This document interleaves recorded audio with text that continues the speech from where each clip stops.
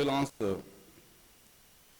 Mohamed Cheikh El-Arzouani, président de la République islamique de Mauritanie. Excellence, M. Mohamed Bazoum, président de la République du Niger.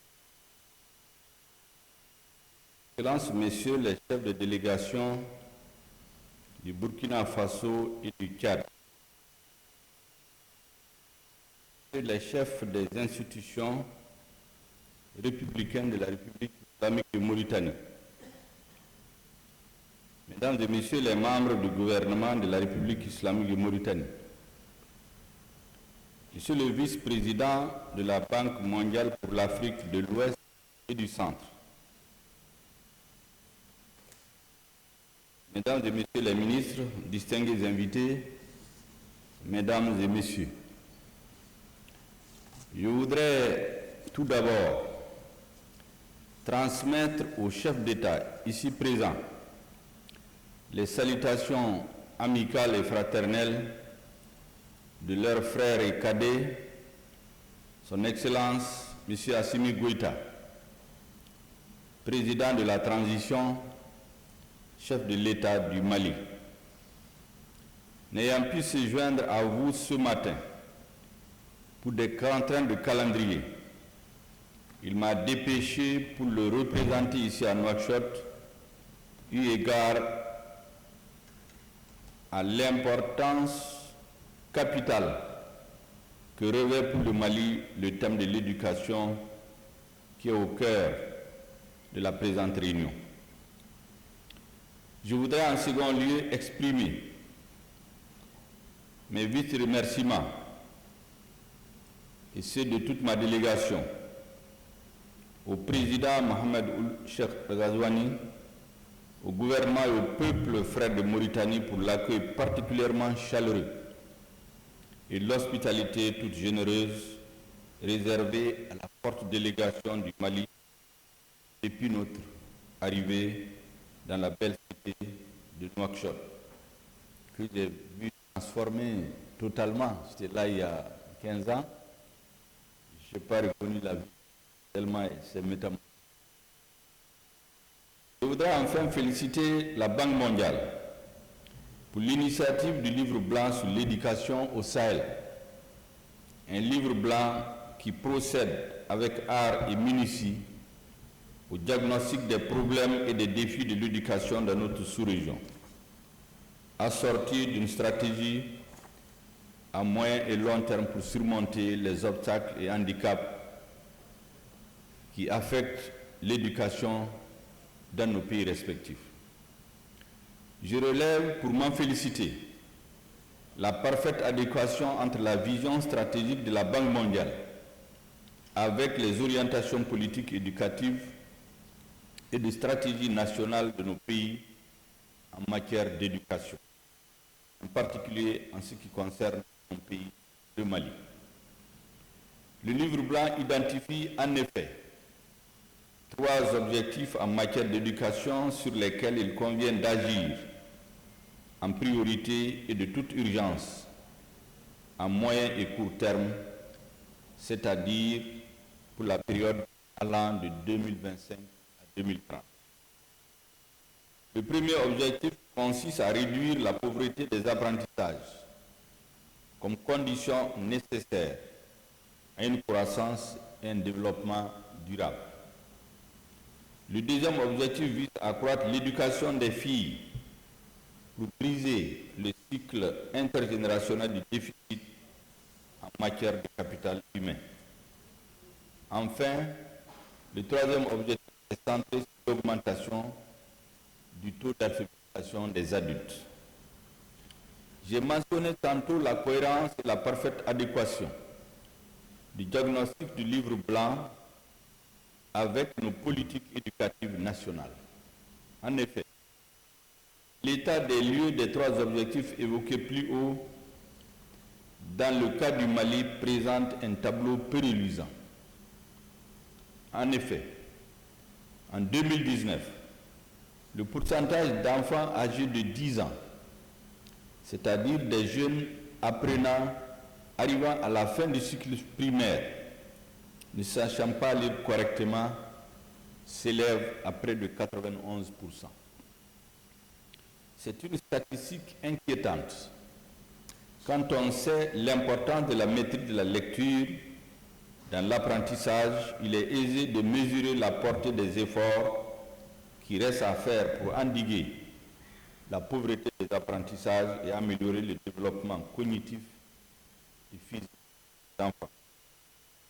Outre la pauvreté des apprentissages, la situation du Mali se caractérise par la faiblesse de la fréquentation scolaire des filles par rapport aux garçons, en dépit de l'importance numérique, de leur importance numérique dans notre société. Parallèlement aux efforts visant à améliorer l'éducation de base des enfants, notamment celle des filles, il est impérieux de relever le taux d'alphabétisation de la population active, en particulier des femmes et des jeunes, pour favoriser le développement du capital humain. Mesdames et messieurs, outre les défis structurels auxquels nous sommes confrontés au Mali, il y a lieu de mesurer à sa juste valeur l'impact négatif des déficits conjoncturels tels que la pandémie de la Covid-19 et la crise sécuritaire.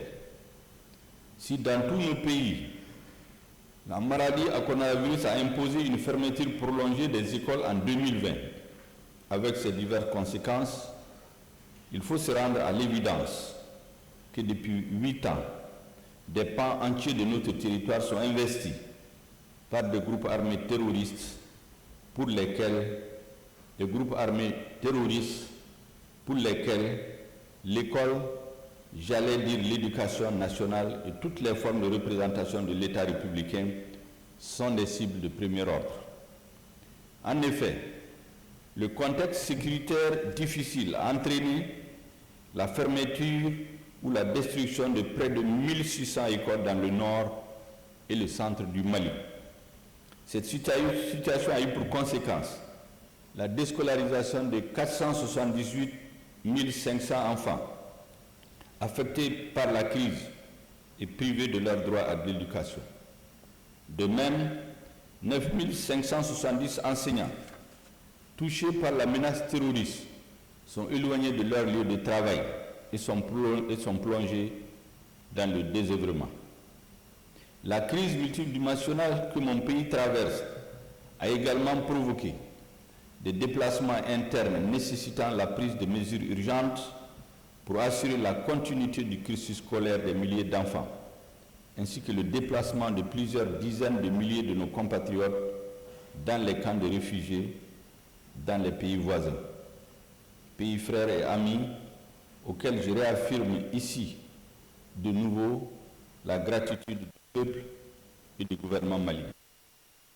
Sur ce registre, j'adresse une mention spéciale à la République islamique de Mauritanie, qui permet aux enfants maliens réfugiés dans les camps de Mbera de poursuivre leurs études avec des programmes d'enseignement du ministère de l'Éducation nationale du Mali.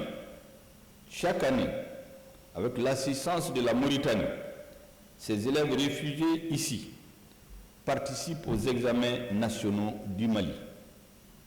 Je remercie également le Haut Commissariat des Nations Unies pour les réfugiés, dont l'appui dans le cadre de la coopération tripartite dynamique Mali-Mauritanie-ACR permet de garantir aux enfants des familles des réfugiés de pouvoir continuer à aller à l'école.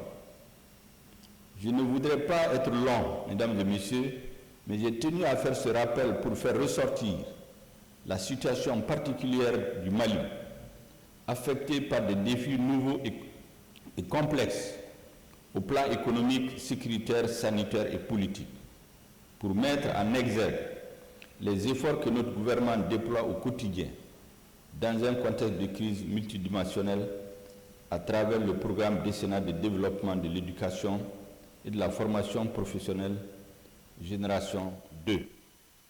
Les réalisations les plus récentes au Mali, qui attestent d'une forte volonté politique, sont le processus d'intégration des écoles coraniques dans le système éducatif formel et la réhabilitation en cours de plus de 2000 salles de classe. Une mesure d'urgence lancée à l'initiative du président de la transition. Le gouvernement a également consenti des efforts notables pour l'amélioration des conditions de travail des enseignants. Pour terminer, je voudrais renouveler la très haute appréciation du gouvernement du Mali pour la qualité du livre blanc sur l'éducation au Sahel, pour la pertinence du diagnostic qu'il établit et pour les recommandations faites au pouvoir public, au secteur privé national et international pour la mise en place de partenariats publics-privés, aux collectivités territoriales et aux communautés bénéficiaires. J'exprime ici, mesdames et messieurs, l'engagement du gouvernement du Mali à élaborer et à mettre en œuvre un plan d'action en lien avec le livre blanc sur l'éducation au Sahel, ainsi que notre volonté de développer un partenariat sous-régional pour promouvoir une éducation de qualité, inclusive et équitable. Je vous remercie de votre aimable attention.